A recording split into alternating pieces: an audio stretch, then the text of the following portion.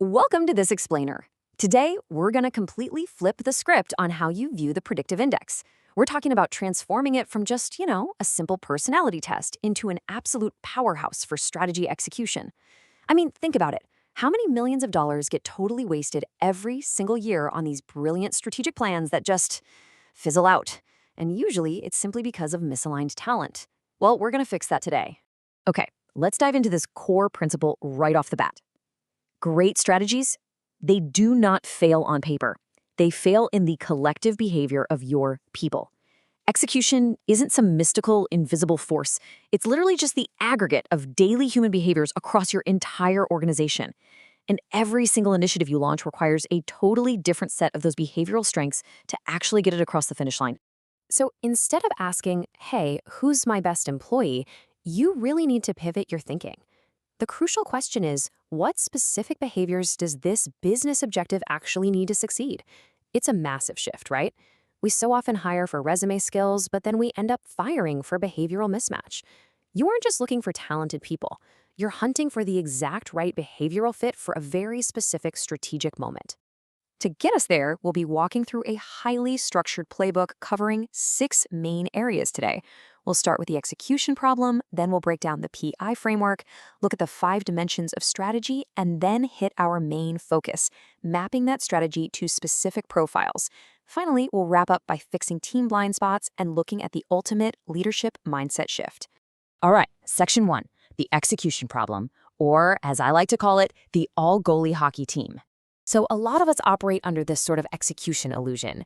We mistakenly assume that any high performer can execute absolutely any strategy. But come on, you wouldn't build a sports team with only one type of player, right?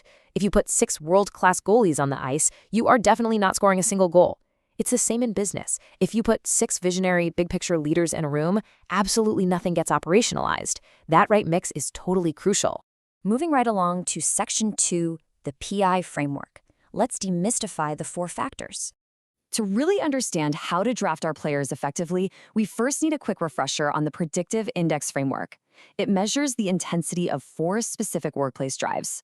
You've got dominance, that's the drive to exert influence, essentially how much you want to take charge.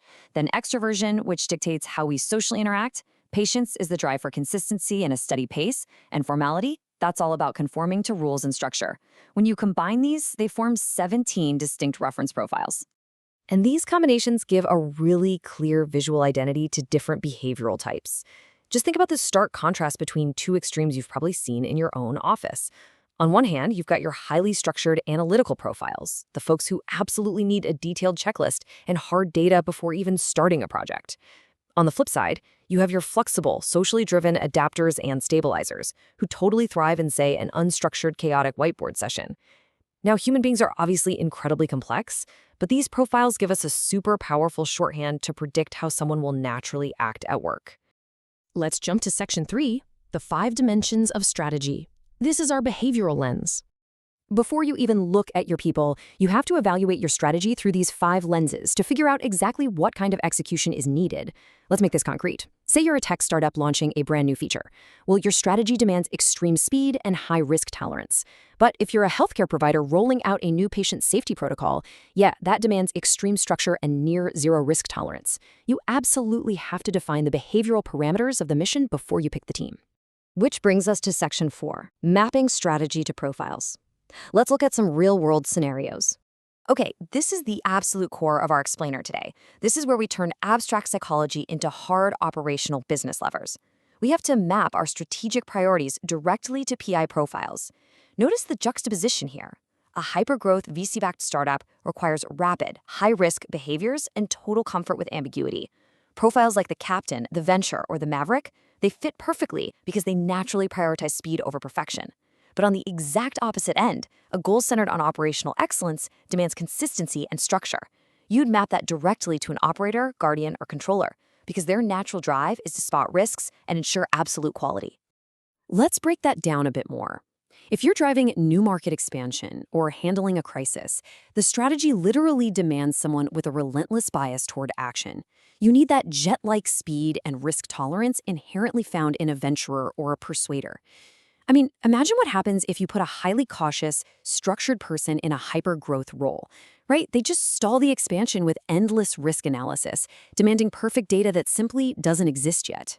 Conversely, if you're dealing with governance, documentation, or continuous improvement, that whole move fast and break things mantra is a massive liability. That could actually get your company sued. You need the reliable, steady lighthouse behavior of a guardian or a controller. You absolutely want to avoid assigning an entire team of mavericks to a compliance task. They'll naturally optimize for innovation over the critical, boring consistency that the strategy actually needs to keep the company safe. So, what's our step-by-step playbook? It's not just a static list, it's a continuous, living architecture. You identify the behavioral needs, you map the strategy to the right profiles, you build a balanced team, you hunt down your blind spots, and ultimately, you match your leadership to the specific phase of growth. And as your strategy shifts, this whole cycle repeats. Section 5. Fixing team blind spots. Sometimes you really can have too much of a good thing. Here we see the very real danger of behavioral friction. Imagine a team of all bold, visionary captains. They're going to generate incredible ideas, sure, but they will inevitably suffer from poor follow-through and probably create a graveyard of unfinished projects.